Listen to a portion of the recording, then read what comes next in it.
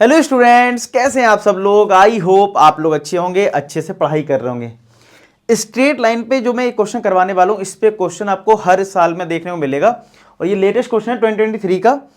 तो आपको तीन कॉन्सेप्ट जो ऐसे हैं जो आप देखोगे, इस पे एक क्वेश्चन जरूर आता है, जैसे सेंट्रॉइड हो गया, सरकम सेंटर हो गया, ऑर्थो सेंटर हो गया।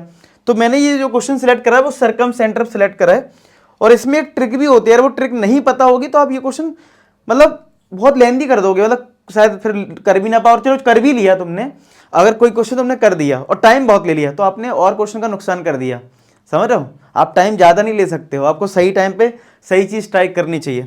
तो मैं आपको बताता हूँ, तो ये क्वेश्चन सरकम सेंटर बेस्ड है। क्या लिखा है, alpha beta be the circumcentre of triangle by the line this this this. तीन लाइन दे रखी है और फिर हमें कुछ ये फाइंड आउट करना है, यानी हमें सरकम सेंटर फाइंड आउट करना है। अच्छा, सरकम सेंटर आपको नहीं पता तो मैं बता दूं कि अगर एक ट्राइंगल एबीसी है, ठीक है, तो मैं इसका भी परपेंडिकुलर बाइसेक्टर करूं, इसका भी परपेंडिकुलर बाइसेक्टर करूं और इसका भी परपेंडिकुलर बाइसेक्टर करूं, तो जहां ये मीट करते हैं इसको बोलते हैं सरकम सेंटर।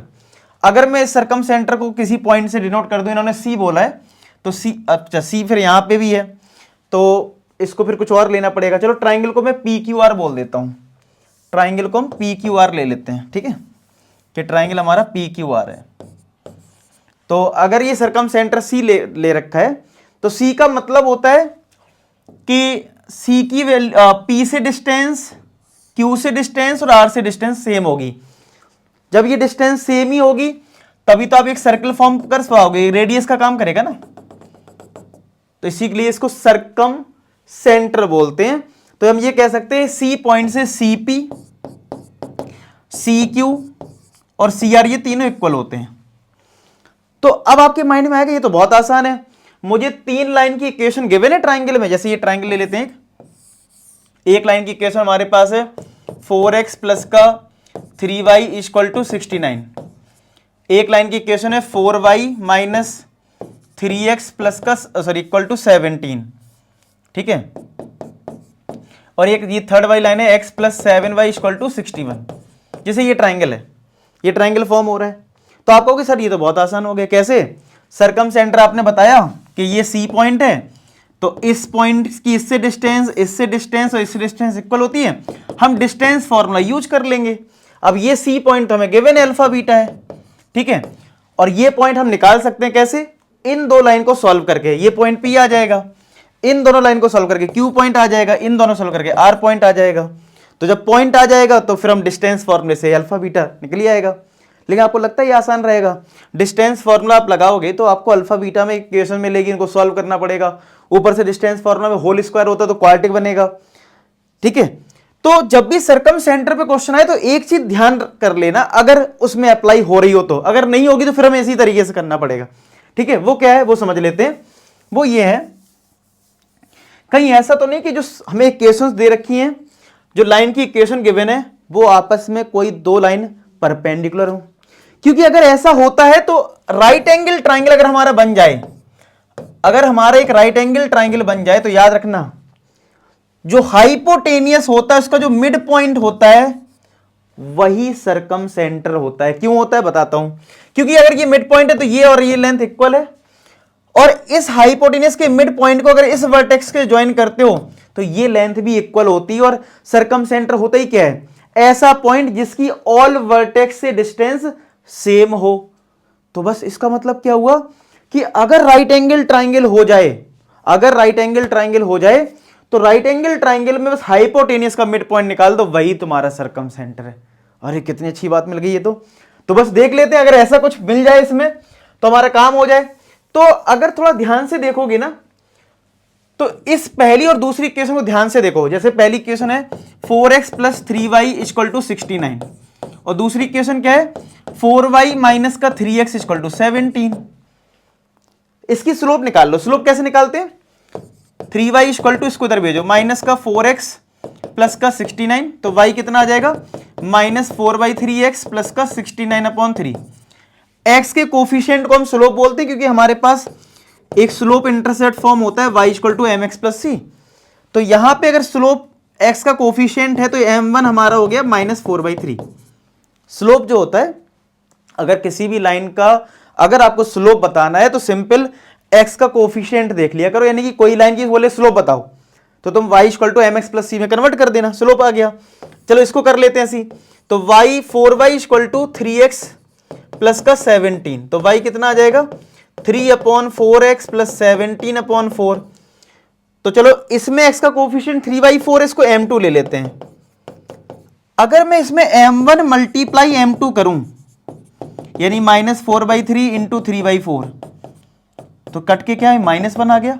और आपने ये चीज पढ़ी होगी कि दो लाइन में अगर दो लाइन का स्लोप का प्रोडक्ट अगर -1 होता है तो वो दो लाइन परपेंडिकुलर होती हैं। तो जो मैंने आपको कंडीशन समझाई थी ये वही कंडीशन हो गई। तो ये दोनों लाइन आपस में परपेंडिकुलर हैं, ये दोनों लाइन आपस में परपेंडिकुलर है। मान लो ये पहली वाली लाइन हमने इधर ले ली 4x प्लस का 3y इक्वल टू 69, और ये लाइन आपस में परपेंडिकुलर है, तो ये मान लो इधर ले ली मैंने 4y minus 3y equal to 17। अब ये कोई एक्स एक्सिस नहीं है, गलती से सोच लो कि सर ये एक्स एक्सिस आपने लिखा है, ये सिर्फ एक रफ फिगर है, ठीक है। अब तीसरी लाइन जो है वो ये है x प्लस 7y, वो कुछ ऐसी बनेगी तभी ट्राइंगल फॉर्म होगा ऐसे। ये हमारी तीसरी लाइन हो गई, ठीक है, x plus 7y equal to 61, ये थर्ड लाइन होगी। अब ये ट्राइंगल फॉर्म हो गया, तो ये पॉइंट P ले लिया मैंने, ये Q और ये R।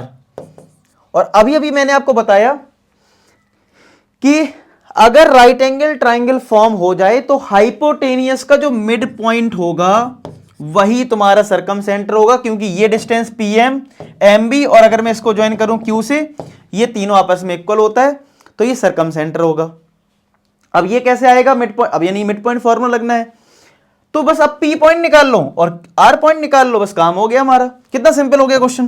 तो ये लॉजिक अगर पकड़ में आ गया तो आपके लिए आसान है, और लॉजिक पकड़ में नहीं आया तो फिर टफ है आपके लिए, ठीक है। तो देखो कैसे होगा, अब यहां पे P पॉइंट कैसे आएगा, इस लाइन को और इस लाइन को सॉल्व कर दो तो P पॉइंट आ जाएगा। चलो निकालते हैं, 4x plus 3y equal to 69 है हमारे पास, और ये वाली जो इक्वेशन है वो है x प्लस का 7y इक्वल टू 61 है। तो अगर मैं इसी में 4 से मल्टीप्लाई कर लूं इस इक्वेशन में, तो हमें y मिल जाएगा, फिर y से x मिल जाएगा, ठीक है। तो अगर मैं इस वाली इक्वेशन में 4 से मल्टीप्लाई करूं तो कितना आ जाएगा, 4x plus 7 into 4 28 y equal to 4 6 4 जा 24। और इस वाले को नीचे लिख लो, जो ये वाली इक्वेशन, ये तो देखो यार 10th लेवल का काम है, आप खुद कर लो। तो 4x प्लस का 3y इक्वल टू 69, माइनस कर दो, माइनस माइनस माइनस, ठीक है। तो ये कट गया, ये आ गया 25y इक्वल टू 14 में से 9 जाएगा, कितना आएगा 5 आ जाएगा, ठीक है। अब यहाँ 13 बचेगा, 13 में 6 जाएगा, 7 आएगा, 7 और ये 1, ठीक है। तो y इक्वल टू आ गया 175/25। अब 5 से कैंसिल कर लो, तो ये आ जाएगा तुम्हारा 5 3 जा 15 और 5 5 जा 25 अपॉन 5। तो y इक्वल टू 7 आ गया, तो हाँ 7 टाइम्स कट तो रहता है, तो y 7 आ गया। अब y को 7 पुट कर दो इस वाली इक्वेशन में, तो x plus 7 into 7 equal to 61, तो x आ जाएगा 61 माइनस का 49, तो x कितना हो गया, x हो गया 11 में 9 गया 2 और 5 में 4 गया 1, 12 आ गया ना। तो यानी ये वाला पॉइंट तो भैया हो गया 12,7। अगर मैंने सही से पूरी कैलकुलेशन की, आप लोग खुद से करें कैलकुलेशन, ठीक है, तो आपको पता लगेगा कितना आपका आंसर आ रहा है। और ये चीज आप खुद से भी आप कर सकते हो, मतलब आपको लॉजिक तो मिल ही चुका है इस क्वेश्चन का, ठीक है।